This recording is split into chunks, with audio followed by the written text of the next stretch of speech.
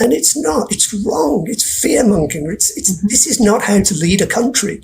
You lead a country by example. You lead a country, at least morally and politically in the right frame of mind. You don't scare the people into voting for you, which is what Carney's doing.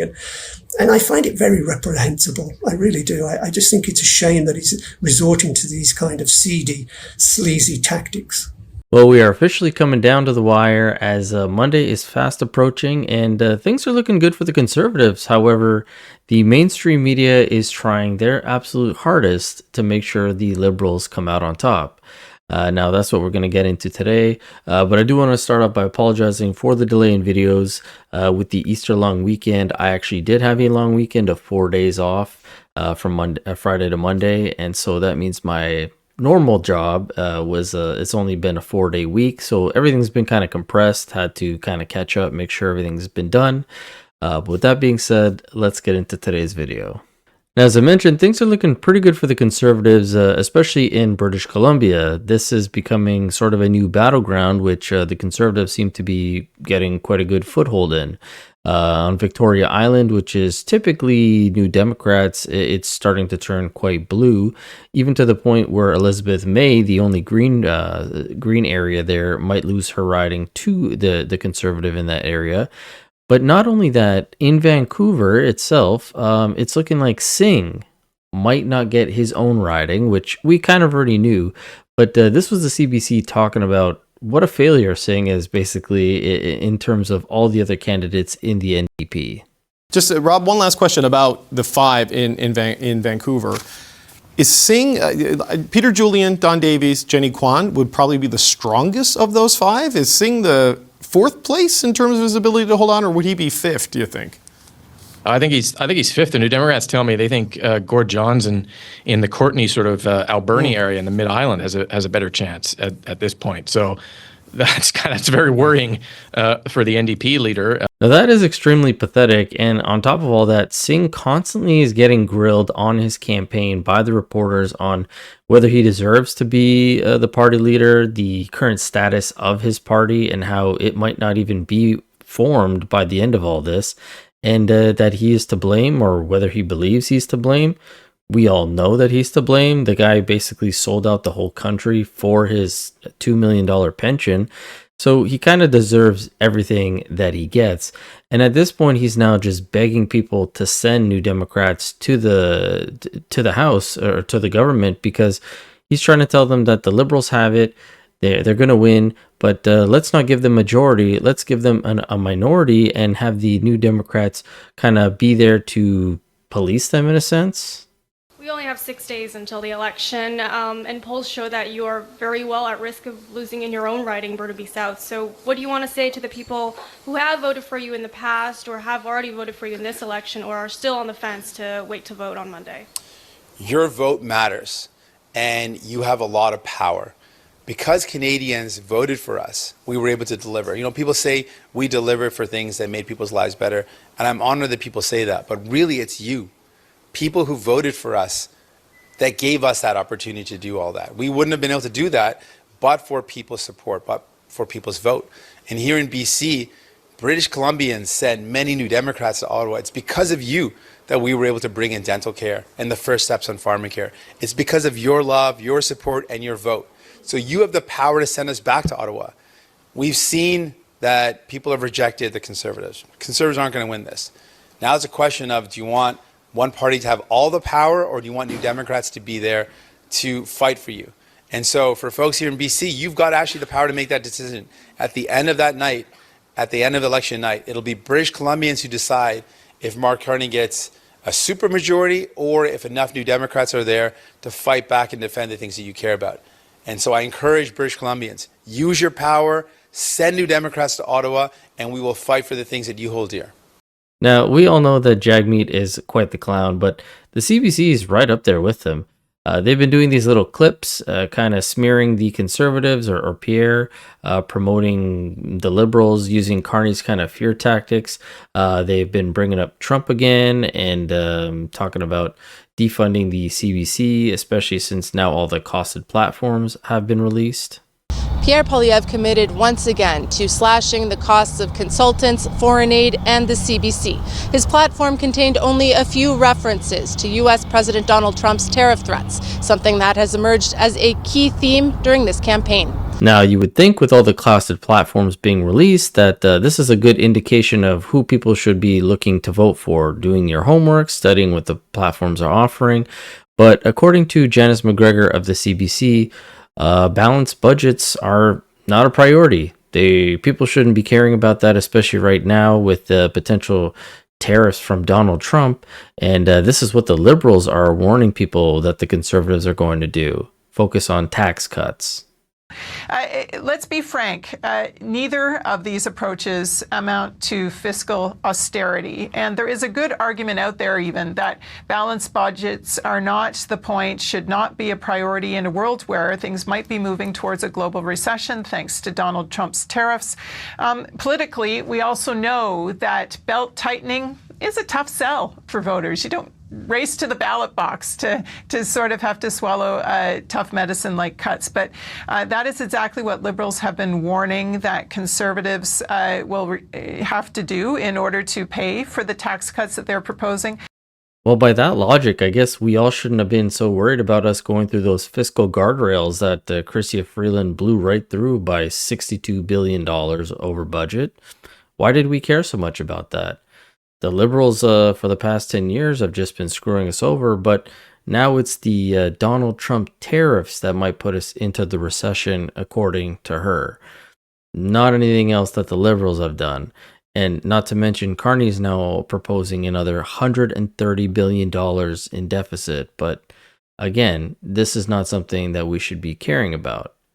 But what I find interesting is they talk and talk and talk so much about how Pierre looks like Trump, or he talks like Trump, how he acts like Trump. But then in this report, just take a look at what she says. Whether you're out to give people a break and stimulate the economy through those methods, as we're going to see in the Conservative platform today, or whether you are focused on spending that will catalyze sort of further growth, in the words of Mark Carney, sort of investing, not spending. Build, baby, build is the phrase he's cottoned onto now. Now, one would hear build, baby, build, and I feel like you would think about an individual who says something like that, but according to Mark Carney, it's Pierre Poilievre who's copying Donald Trump, and not him. He's not copying any of the actions that he's doing. That leader is not Pierre Poilievre. No. He draws his inspiration. He draws his inspiration from President Trump. He copies his ideas. We will drill, baby, drill. We will drill, baby, drill. Mais il faut être généreux. Il faut être généreux sur le fromage, c'est ça le meilleur? Ils sont généreux ici. I'm going to give a really big one so that look at that, they're just pouring out of it. How good is that, Margot? Here, Margot, have them. So now we're starting to see more of the partisan part of the CBC, which we already knew, but they always have a problem with Pierre's rhetoric and his tone, even commenting on when he says, "Oh, did you see the size of my rally?" How it's very Trump-like. But then Janice McGregor here is saying that Carney's now saying "build, baby, build," which is just like Trump's "drill, baby, drill." And they also have their CBC reporters going as far as deleting previous tweets that expressed how Mark Carney even said that he felt like he was a little bit like Trump when he was at the restaurant serving out those French fries. And you can see that here with this account, Habs, saying, Mark Carney, and they're quoting him saying, "I said I'm a little like Trump at McDonald's," he told a member of his staff on the side of the drive-through window. And Ashley Burke of the CBC apparently commented on this, yet has now removed her post. As she wrote, Liberal leader Mark Carney said he was tired when visiting a canteen in Granby, Quebec this afternoon. Inside, Carney put on a cap and said it was like Trump's photo op at McDonald's. And then the next post goes on to say, CP's Michael Saba was there and wrote in his pool note to journalists covering the Liberals' campaign, and this is French, but when they translate it, it says, I said I'm a little like Trump at McDonald's, he told a member of his staff on the other side of the drive-thru window. Yet now, if you go to Ashley Burke's page, that is no longer here. It just shows her, and we can go here now. Ashley Burke, CBC. They have more stuff about Donald Trump. Oh, Trump resurfaced his 51st state rhetoric. Okay. She's covering Mark Carney's rally here in Surrey. More stuff about Donald Trump. Had nice conversations with Prime Minister Mark Carney. So yeah, she's completely taken it off her page. But luckily for us, the internet is forever, and we have people who are on top of these things and are able to capture them, because we need to hold them accountable. They think that we're dumb. They think that they can just keep pushing this propaganda out and we're not going to care. But people do care. And we saw the same kind of rhetoric the other night after Pierre made the bombshell announcement from the Privy Council document. The CBC went and discredited it, saying that they've never really heard of this government entity. That is an interesting one. Laura, what do you make of this? This was one of the 4 questions he took today at his platform launch. Joe Warmington, I think, from the Sun chain, asked the question. And it does paint this sort of apocalyptic hellscape that is a low probability outcome here. Yes, I mean, I and I'm sure many people have never heard of this area of government. We had to sort of look it up and read the fine print that it's not really a Government of Canada document. It's a predictive measure. I would venture to guess that the bureaucrats of Policy Horizons are not getting fired in Pierre Poilievre's Canada after today. But now, to be fair, I'm not sure if Laura's trying to say that people aren't going to know what the Privy Council are, or if they're not going to know what Policy Horizon is. But the fact that she said that they're not a government entity kind of confused me, because if you go to the Government of Canada's website, under Policy Horizons Canada, you get to their page, and when you go to About Us, it says, Policy Horizons Canada is the Government of Canada's Centre for Excellence in Foresight. We empower the Government of Canada with the future-oriented mindset and outlook to strengthen decision-making. So this is part of the government. I don't know why she would say that they have to go look through all these papers or documents or whatever to try to find something. And we already know what the Privy Council is. The Privy Council is very much connected to the PMO, which is the Prime Minister's office. So the fact that they're trying to somehow discredit this, saying it's not really likely to happen, even though it's very dystopian, yada, yada, yada. She did go on to say stuff about, like, you don't really need to look till 2040. You can kind of look now. We're kind of in that situation, which is true. But again, I don't know why they had to go through all this rigmarole of making up this weird story about how you had to dig around to find documentation on this. But unfortunately, the CBC did not just stop there, because again, when they were on the campaign trail of Jagmeet Singh, one of the CBC reporters posed him this question, which was very misleading because it's not what Pierre was putting out there. Take a listen. Hey. Certain CBC News. Hey, good morning, Mr. Singh. Morning. I was wondering if I could get your reaction to an announcement from the Conservative leader, Pierre Poilievre. He is saying that there should be a criminal code charge for those persistently living in encampments. So your reaction to that, and maybe if you could talk to the NDP's plan for dealing with these encampments. So he wants to charge people that are homeless. He wants to criminalize people that got nowhere else to live. Tracks for Conservatives. Now, David's question is very misleading right off the bat, because he says to Jagmeet that Pierre is going to be targeting persistent encampments. Pierre didn't say that. He said that he was going to be targeting these temporary encampments that are blocking pathways and roadways and for safety measures. And that's what the police's power is going to be, is if there's any danger to individuals in the public due to these encampments, then they can arrest them for that. First, we will amend the criminal code to give police legal powers so that they can remove individuals who are a danger to public safety and clear public spaces where access is currently blocked by tents and temporary shelters. Now, a little bit later, Pierre does break down exactly what he will do if people do get charged and go to court, and it's essentially just reducing their sentences if it's drug related, why they're in this situation, and putting them into recovery to get them off of these drugs and get them into a better state for society.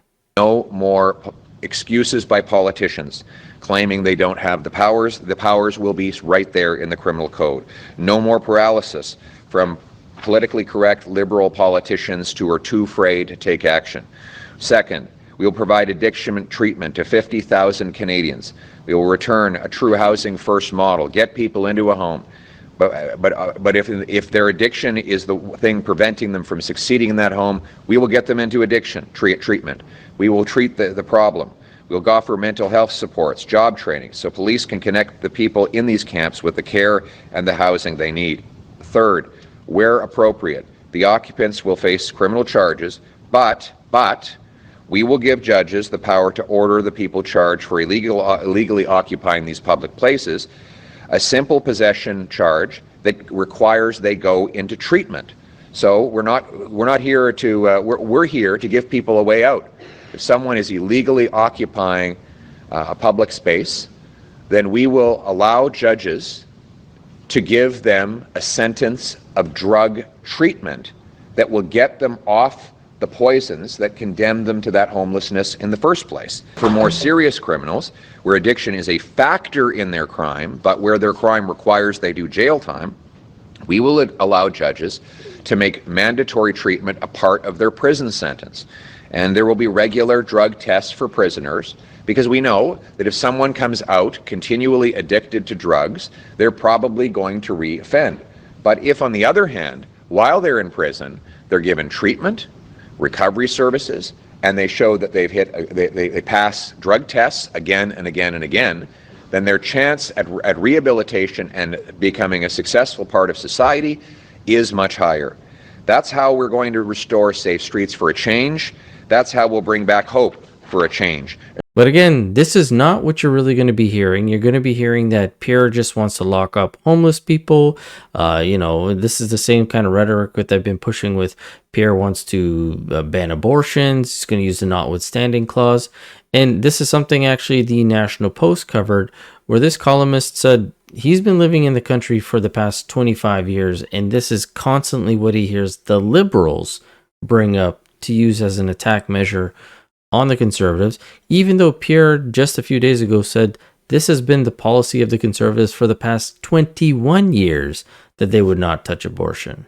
I've been in this country 25 years now, and abortion is always brought up by the Liberals every single time. I mean, it is a constant theme that they bring up without any justification. But this, again, goes further than just abortion, though, right? Because Carney was questioned about this, and he was said, you have made this accusation. He was questioned and said, you have made this accusation, but Pierre Poilievre has specifically said, I will give you a guarantee that I will not, change the abortion rules. And Carney said, it's not an accusation, it's a fact. Mm-hmm. Well, again, that's wrong. I mean, that's another falsehood. He has got nothing to back that up. It's not a fact. Poilievre has said the exact opposite. And so to say that your opponent is going to do this as a fact when there is no evidence whatsoever is, again, it's not just desperate. It's a specific decision that has been taken to denigrate your opponent on an issue which is important to so many people, and to fearmonger and to scare people into voting Liberal. And it will work for some people. I've already seen people online saying, absolutely, this is what the Conservatives will do. Unfortunately, fear and lying is the only thing that these guys have left, and that's why you're going to hear Mark Carney constantly talking about crises and bringing up Donald Trump, probably making up more lies, like the abortion accusation that he said the other day was a fact. And this actually ties back to something that Jasmine Lane said to Pierre and Anna Poilievre in the interview that was released today. It's been rather interesting I say this all the time, so this is a me quote, but the Liberals, in order to try to sway the public, they have to lie. about the Conservatives, whereas the Conservatives just have to tell the truth. Exactly. And then the Liberals have to try to lie their way out of it. It really does appear to be the case these days. And that indeed is the major difference between the Liberals and the Conservatives, is that we don't actually have to fabricate anything that we're saying.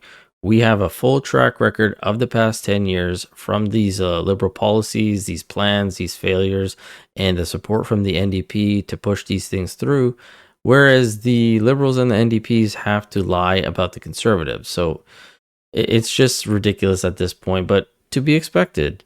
And with that being said, if you guys haven't watched the full interview with Jasmine, Pierre, and Anna that was released today, I highly recommend it. It's a great watch. But yeah, as always, I'd love to hear from you guys. Let me know what you think about all this in the comment section below. And as always, I will catch you guys on the next one. Thanks so much.